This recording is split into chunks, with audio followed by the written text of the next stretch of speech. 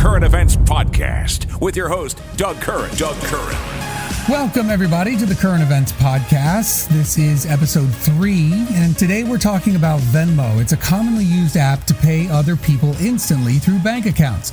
For instance, if you and I go to dinner, we want to split the bill, one of you would pay for the entire bill, and then I'd Venmo you half. It comes directly out of my bank account and right into yours once you approve it. Now there's a problem coming to light in the legal world, specifically divorces, and who is hiding money through Venmo. Joining me now is Dallas attorney Andrew Speer. Andrew wrote an article on spouses parking money on Venmo to get out of higher child support, pleading poverty, and separation cases, as well as other things. This is becoming an everyday practice, not just a white-collar crime, which makes it so scary for attorneys, judges, and spouses. Andrew, thanks for being with us, man. Thanks, Doug. Let's begin with Venmo. All the kids are on it. I've even used it to get a haircut. We've just described how it works simply. But how are people using this to park money, so to speak, for legal purposes? What's an everyday example of doing this? One great example would say if you're a wedding photographer. Oftentimes you can be paid through Venmo. Most of the time, in the course of a divorce, there's something called discovery. Give me all your bank accounts. You have to send all your bank accounts over. Most attorneys don't ask for Venmo. It's a rather new item, and it's not in the form books, it's not in the standard forms, and a lot of judges don't know about it. So if I never ask for it, I never produce it. I can get paid $2,000 or $3,000 on a weekend as a photographer, get paid through Venmo.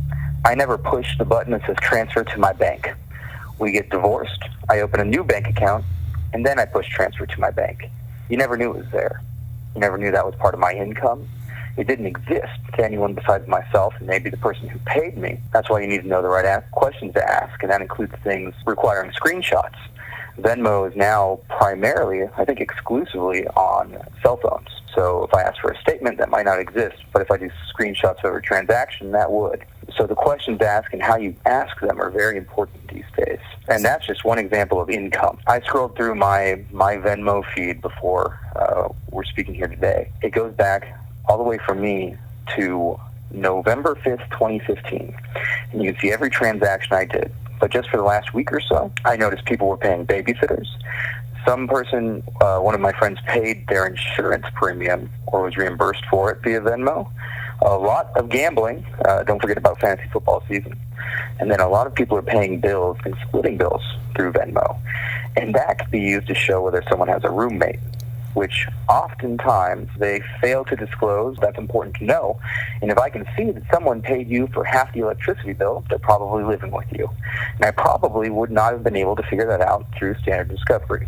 Standard discovery being, I want to see your bank accounts, I want to see your, W-2, stuff like that, which is pretty standard. You could show me the phone bill, right? Yeah. You could show me the phone bill or the electricity bill. It would look like I paid the whole thing, but in reality, Joe over there really paid me half through Venmo. And so I could produce what's called a financial information sheet. It's just a rundown of my expenses that I show the judge. Judge, I need this much money to cover my expenses every month. In reality, half of that's paid, and no one knows it except for me and Joe. And it's completely flying under the radar. Interesting. So, not that we condone this whatsoever, but if this is doing it, you'll want to get paid through Venmo then.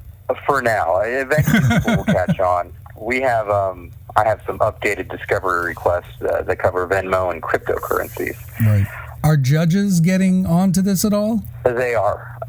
When you bring it to their attention, it's not hard to authenticate as long as one client has one. And if you show it to a judge, it's rather straightforward. It will say, Joe paid Andrew $250, and the comment will say, the electricity bill. That's a transaction. If you produce it through discovery, I can get that in. So if it's on a regular basis, say I'm paying for the electricity bill, and it's on a regular basis, you can, even if I don't say it's for the electricity bill, you can show that pattern and deduce that it is for the electricity bill if you maybe divide it by half. Or I could show it to part of your income. If someone is always paying me $500 on, the 15th consistently, what's that for? I deem that as income. There's other aspects too besides, hiding income and assets. It could show an alcohol abuse problem frequently. I'll tell you, a lot of Venmo transactions will be someone paying for someone else's drinks. If there's a pattern of that, are you wasting marital assets going out every night? Do you actually have a substance abuse issue? Yeah. Same with gambling? Gambling, from what I've noticed, people are a little more blatant about it. They'll even say fantasy football, but yes, they'll even tell you the game that they lost sometimes. And so that's one way to do it. People using Venmo most of the time are not very discreet. So they're not being very smart about it, is what you're saying? No, and I don't think that they have thought it through yet, that it's something that can be discoverable either. But now, they haven't quite caught on with Venmo. I was reading your article, and you were mentioning Venmo's not going to be the last thing to come along and hide money, so to speak, until you accept it. What can be done going forward so that things here can get a fair shake? So to prevent this, not only do attorneys need to update their questions, the Attorney General's office might need to. The best way to address this is simply to ask in a discovery request, because I ask for your Venmo records, I ask for the screenshots of your Venmo, every transaction to this date, right? And I ask for your Venmo feed. If that's the right questions. So let's get back to you practice family law, we should mention. I do. Let's get back to child support, divorces, things like that. Essentially, like if they're a wedding photographer, they can take that payment and just not press accept until the hearing is done. Is that true? Absolutely, and you'd never know unless you have an investigator following them. They can receive the payment, and Venmo is essentially a middleman. Right? If it never leaves Venmo, you can't trace it in a bank account until it does. Is it like an escrow account? Yes, that'd be a great way to phrase it. It's an escrow account. I move it in there. The problem is I'm the only one who controls it, and so it goes completely under the radar. I can open up my own secondary Venmo account. You would never know unless you ask, and that's just part of the problem. Is everyone needs to update their forms, their standard procedures to incorporate these new changes. And if they don't, they're going to fall behind, and the person who suffers is really the client, and the client didn't even know it wasn't asked. What about the IRS? I don't know how much you can speak to that. You say that if you get paid for the wedding as a photographer, you consider that income. Does the IRS consider that income or a gift or what? Well, I can't give tax advice. Let me start with that.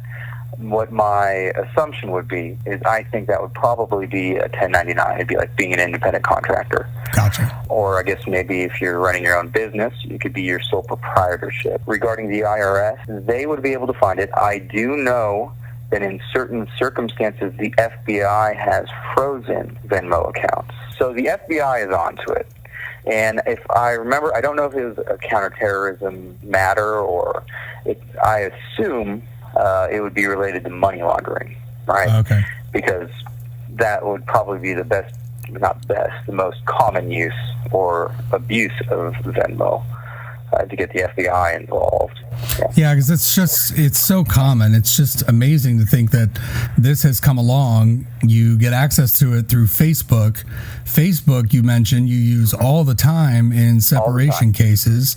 And now this app is essentially parking money somewhere until you can be, devious and then accept the money after a hearing is done so that it looks like you have less. Exactly. I would represent to the court. I would give them all of my bank records. I'd give them my prior tax returns, right? And they would base my child support based off of that. They would also use my financial information statements showing what my expenses are. And at the end of the day, I would just be sitting there. I'm the only one who knows about this.